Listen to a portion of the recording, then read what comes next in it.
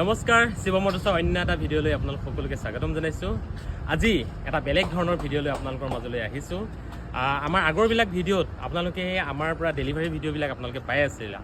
আজি আমি দেখাব লৈছোঁ এখন বাইক, যিখন বাইক এই অভিৰাজ ভাইটি, তেখেতৰ ডমিনাৰ 400 এখন আছিলে। আৰু এই অভিৰাজে অকল ডমিনাৰ নহয়, ইয়াৰ আগতো আমাক এখন RS তেওঁৰ আছিলে, সেই RSখনো আমাকে দিছিলে। আজি অভিৰাজে পুনৰ আমাৰ ওচৰত নিজে আহি আমাৰ এইখন তেখেতৰ বাইক ডমিনাৰ 400 খুব ধুনীয়া কণ্ডিশ্যনত আছে। পূৰা লাগেজ কিট, পূৰা সম্পূৰ্ণ লাগেজ কিট লগা বাইক এখন হয়। ইয়াত ফিট টুল বক্সবিলাকো আছে। অভিৰাজে এই বাইকখন আমাক দিবলৈ আহিছে। এটা মাত্ৰ কাৰণৰ কাৰণে আজি অভিৰাজে আমাক এই বাইকখন দিছে, যিহেতু তেওঁ ডিগবৈত থাকে। ডিগবৈৰ পৰা আহি আমাৰ তিনিচুকীয়াত তেওঁ নিজে আহি এই বাইকখন আমাক দিবলৈ আহিছে। এটা কাৰণে যাতে বাইকখন আমি বিক্ৰী কৰাৰ পিছত যাতে বাইকখন পূৰা ছেফটি থাকক, ট্ৰান্সফাৰৰ পৰা আৰম্ভ কৰি তেওঁ যাতে কোনো টেনশ্যন ল'বলগীয়া নহয়, সেই উদ্দেশ্যলৈ আজি আমাক বাইকখন বিক্ৰী কৰিছে। আৰু এই সম্পৰ্কে মই অভিৰাজকে সুধিব লৈছোঁ। অভিৰাজ, বাইকখন তুমি বিক্ৰী কৰিলা, তোমাৰ বাইকখন আজি আমাক দিলাহি। আমাৰ শিৱ মটৰ্ছ চুজ কৰাৰ বাবে কংগ্ৰেচুলেশ্যন আৰু থেংক ইউ। নতুন বাইক এখন ল'বা, তাৰ কাৰণে মই কংগ্ৰেচুলেশ্যন জনাইছোঁ আৰু থেংক ইউ আমাক চুজ কৰাৰ বাবে।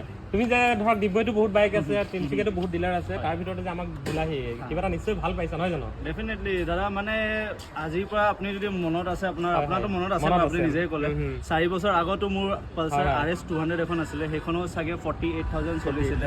তেতিয়াও আপোনাক সেইখন বাইক আপোনালোকক দিছিলোঁ। আজিলৈকে মোৰ মানে সেইখন বাইক লৈ একো টেনশ্যন অহা নাই।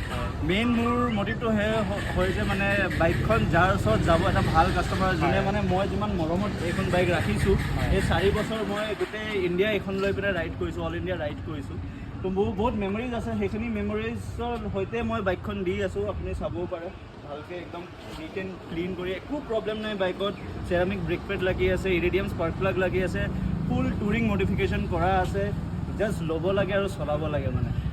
অভিজিতৰ পৰা আপোনালোকে গম পালে, বাইকখন এজন কোনোবাই যদি ৰাইড কৰিব যোৱা, যিসকলে ৰাইড পচন্দ কৰে, তেওঁলোকৰ কাৰণে খুবেই একো পইচা খৰচা কৰিব নালাগে। গোটেইখিনি ৰাইডৰ গোটেইখিনি টুলছ ইয়াত লগা আছে।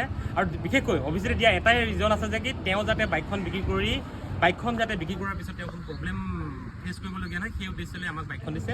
আৰু যদি আপোনালোকেও কিবা বাইক আছে, আপোনালোকৰ চেল কৰিবলগীয়া আছে, তেন্তে আমাক শিৱ মটৰ্ছৰ কণ্টেক্ট নাম্বাৰত যোগাযোগ কৰিব পাৰে আৰু আপোনালোকৰ বাইকখনো আমাক ইচ্ছা কৰিলে দিব পাৰে।